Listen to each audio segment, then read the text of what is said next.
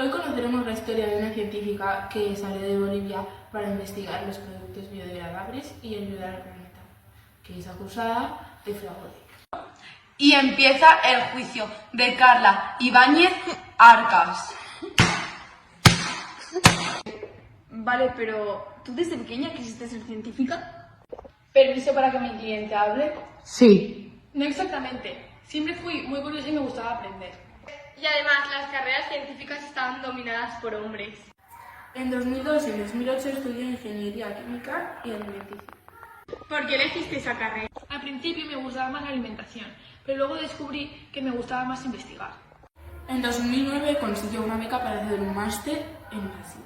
La primera vez que salió de Bolivia. ¿Y qué cambió allí? Ahí pude trabajar en laboratorios más avanzados y usar instrumentos que nunca había utilizado. Allí es donde descubrió su verdadera pasión por la ciencia. En 2013 y 2017 realizó un doctorado en Sao Paulo. ¿Qué investigabas? Materiales biodegradables hechos a partir de la patata y la yuca. ¿Y tú crees que eso ayuda al planeta? Sí, porque buscamos alternativas menos contaminantes. ¿Presidenta fue madre en 2019? Sí, en 2019 fui madre. Además, viajó por muchos países para conveniencias científicas. ¿Para qué? Para nada, porque es un mal gasto de dinero y una contaminación para el mundo. ¿Y a cuántos países viajaste? Sí, Portugal, Italia, Irlanda, España y Colombia.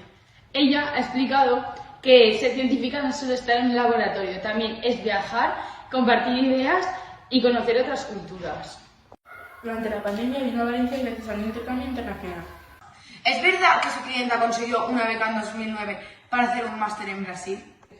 Sí, estudia plásticos biodegradables en la Universidad Politécnica de Valencia. Y además doy clases y me encantaría seguir viviendo en Valencia. Carla perdió el tiempo viajando por tantos países. Se debería haber quedado en un solo laboratorio aprovechando el tiempo. Protesto, señoría. Asistir a congresos científicos es una parte fundamental para la ciencia moderna.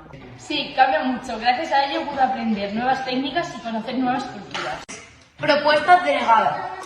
Y este tribunal declara a Carla culpable de inspirar a todas las generaciones. Caso cerrado. La historia de Carla Ibáñez Arcas es un ejemplo de esfuerzo, curiosidad y superación.